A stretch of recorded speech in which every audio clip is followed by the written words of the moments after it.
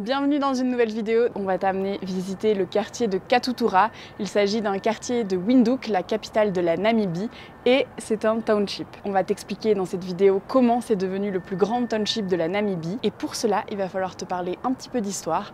Donc c'est parti, on t'amène visiter Windhoek et ses bâtiments historiques. Hello, nous c'est Agathe et Mathieu. Il y a un an, on décide de tout quitter pour partir explorer les plus belles architectures du monde.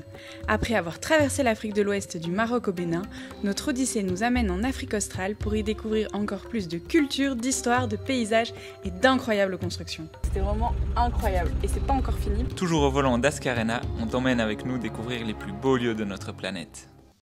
Windhoek n'est pas forcément une partie de la Namibie qui est beaucoup visitée. Beaucoup de gens arrivent ici en avion, louent leur voiture et puis partent dans le pays. Mais on s'est dit que ça serait intéressant de t'en parler et tu vas voir, il y a quand même pas mal de choses à dire. Alors c'est parti, on t'emmène avec nous. Ici à Windhoek, on se déplace surtout en voiture car la ville est très étendue. Mais il y a des applications un peu comme Uber, donc c'est très simple. On va embarquer pour t'amener au township de Katutura. Hello, how are you?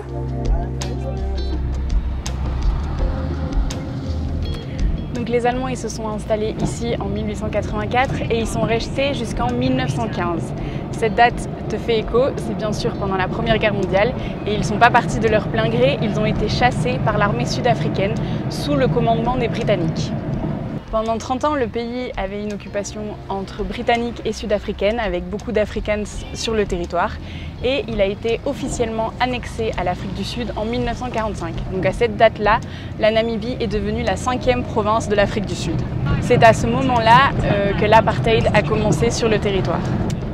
Donc la Namibie est restée la 5e province de l'Afrique du Sud jusqu'en 1990, date à laquelle le pays est devenu indépendant. C'est l'indépendance la plus tardive de tout le continent africain. C'est encore très récent. C'est assez difficile de visiter un township, donc on a beaucoup cherché une manière originale, intéressante et proche de la population. Ça va être en vélo qu'on va le visiter, ça va amener plein de rencontres et ça va aussi nous permettre d'apprécier l'ambiance de ce township. Ok, donc on va commencer notre tour avec Obed, qui va être notre guide. Il parle anglais, donc je vais le laisser présenter ce qu'on va faire, une petite introduction de Katutura. My name is Obed, the tour guide for Katuturas, and I'm really happy to you guys to be here today. And since it's a documentary, it's more exciting, so I'm happy about it. There's cameras. So where we are right now is the neighborhood of Soweto Market, the beautiful Soweto Market. We have a lot of South African influence here in Katutura, and you're gonna see how colorful Katutura is and Windhoek itself. Et voilà nos moyens de locomotion pour la suite. We are starting now. Alors Agathe vient de me demander comment on change les vitesses sur ce vélo. Je sens que ça va être marrant cette petite visite de Katutura en vélo, hein Agathe? Ouais, enfin ça fait un an que j'ai pas touché à un vélo, je sais plus comment on fait moi. Oui, mais comme on dit, le vélo, ça ne s'oublie pas, sauf chez Agathe. Je pense que nous sommes prêts, Agathe. Yes. On est prêt. Ready. Ready to go.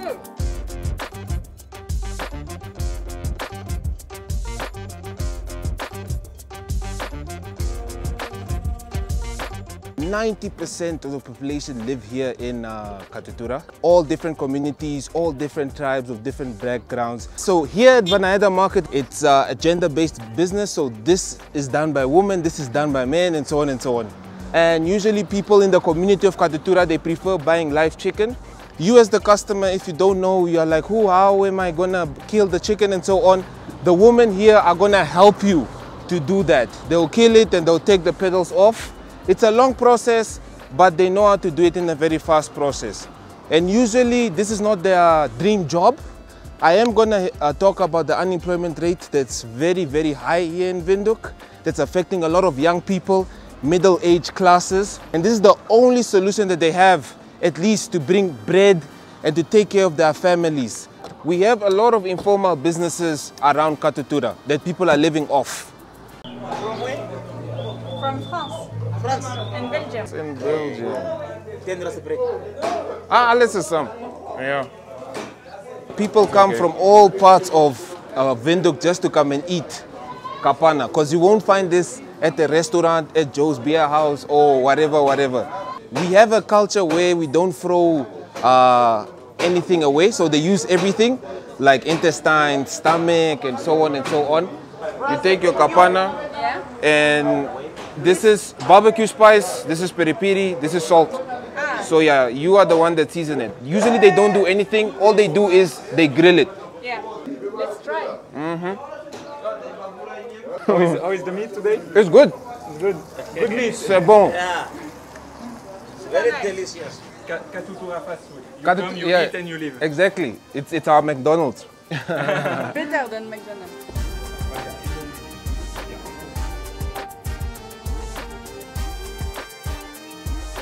Can you hear me nice? My name is Jonathan. I'm one of the youngest entrepreneurs here. This is my fruits and vegetables, or let me say veggies, because I mostly just sell veggies. On this side is the spices. Since I love cooking, so I like adding my food with spices. You should try this one. This is a traditional garlic. It's called elumelenika. It's kind of like a garlic, but it's a traditional garlic. Looks very strange, huh? Ouais, ça sent bon. Do this, yeah. C'est bon. Bon. Oh, it's like a candy.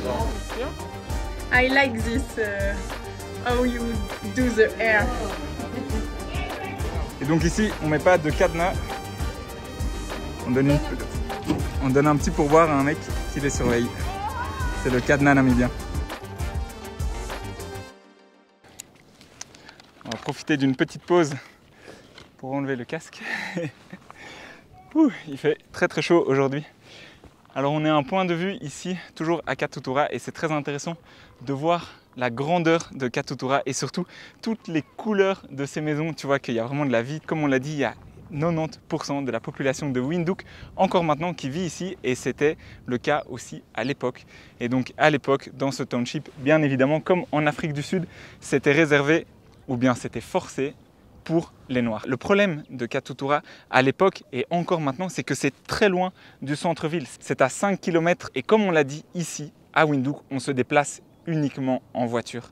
Là, on a l'impression que Katutura fait partie de Windhoek, mais ça n'a pas toujours été le cas.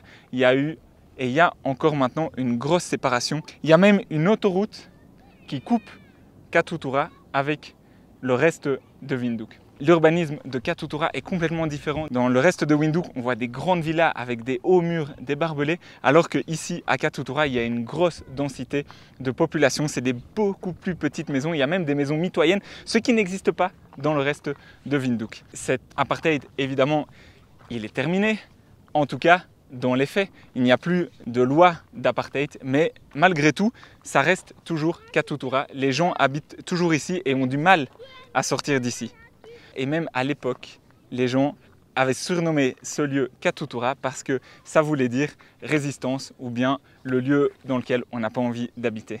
Donc si cet urbanisme est complètement différent à Katutura du reste de Windhoek, il est aussi très différent dans la manière dont les gens vivent. Ici, les gens vivent beaucoup plus à l'extérieur, il y a beaucoup moins de barrières, les routes sont beaucoup plus petites et donc les gens sortent de chez eux. Quand on va dans le reste de Windhoek, ce sont des grandes avenues, ce sont des grands boulevards, ce sont des grandes maisons avec des hauts murs et donc il y a toujours une claire séparation entre l'espace public dans lequel on est en voiture et l'espace privé dans lequel tu peux être à l'extérieur car ils ont tous des grands jardins. Ici, les gens n'ont pas de grands jardins, ici, ce sont des petites rues et donc c'est pour ça qu'il y a réellement une vie à Katutura, ça vit beaucoup plus, c'est beaucoup plus joyeux, mais évidemment ça n'a pas toujours été le cas.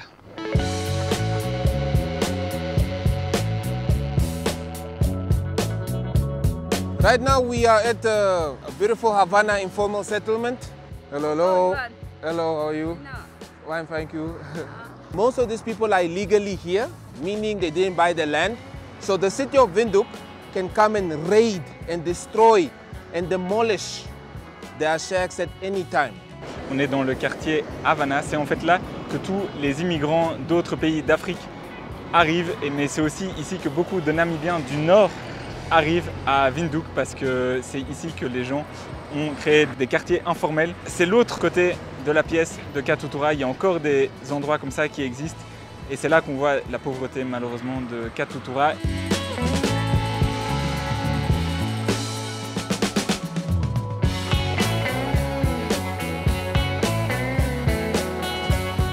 À à l'intérieur de Katutura, il y a un bâtiment hyper intéressant architecturalement. C'est le Habitat Research Center. Et rien que lorsque tu rentres dedans, il y a ce mur qui est impressionnant, qui est fait avec plein de matériaux différents. Donc tu vois là les parpaings classiques, ici du ciment avec plein de petits agrégats, là des briques de terre crue. Et là tu pourrais croire que c'est un simple mur en ciment, mais ce qui est super intéressant, c'est que l'architecte Nina Maritz, une architecte namibienne ici de Windhoek, elle a fait en sorte de montrer que le mur, c'est pas que du ciment, ce sont aussi des sacs de sable. Là, tu le vois, c'est de la pierre. Et ici, c'est un mur en terre, recouvert de terre. Mais tu vois que de nouveau, derrière cette vitre, elle a fait en sorte qu'on voit de l'herbe, de la paille. Là, ici, un mur fait avec des bouteilles de verre. Bref, ce qui est hyper intéressant dans ce bâtiment, c'est que ça a été un bâtiment vraiment d'expérimentation. Plein de matériaux différents ont été utilisés, que ce soit des matériaux de réutilisation, donc de recyclage, mais aussi des matériaux locaux. Comme ces branches d'arbres, c'est des branches que l'on trouve partout, qui est envahissant ici en Namibie, donc c'est pas plus mal de l'utiliser. Il est très souvent coupé et donc on peut le réutiliser pour faire plein d'autres choses. On l'a vu aussi, la porte d'entrée, c'est simplement des canettes qui sont empilées les unes aux autres. Et donc, dans ce bâtiment, il y a des recherches qui sont faites et des expérimentations qui sont faites. C'est hyper intéressant. Architecturalement, tu vois que ça a été clairement un laboratoire au moment de la construction, au moment de la conception, mais encore maintenant, les gens qui y travaillent continuent à faire des recherches au niveau des matériaux. Et là, regarde, par exemple, c'est hyper intéressant. Tu vois ce bâtiment, tu vois une partie du bâtiment qui est fait avec des pneus. Donc on va dire que les pneus, ce n'est pas forcément un matériau local en Namibie, mais partout dans le monde, il y a des pneus qui sont jetés à la poubelle parce que simplement ça s'use au bout d'un moment. Et donc voilà un exemple. Je ne vais pas dire que c'est magnifique, je ne vais pas dire que c'est super beau, mais ça montre que n'importe quel matériau, si on réfléchit, peut être utilisé pour la construction. Tu le vois derrière moi, il y a aussi l'utilisation de panneaux solaires parce que le bâtiment est passif. Et il est tellement passif qu'à l'intérieur, alors que c'est un bâtiment public, il y a par exemple des toilettes sèches. Bon là il est fermé, on ne va pas réussir à te le montrer, mais c'est pour te montrer à quel point elle a osé aller jusqu'au bout de son idée. Donc en Namibie, Nina Maritz est vraiment la figure de proue d'un type d'architecture complètement différent. Elle ose des choses que plein d'autres architectes n'osent pas ici en Namibie. C'est de l'architecture contemporaine qui répond à des besoins actuels, mais avec des matériaux qui peut-être étaient utilisés précédemment, mélangés avec des matériaux qui sont utilisés actuellement. Donc c'est vraiment un mélange d'architecture qu'elle fait pour créer un style architectural qui est clairement novateur.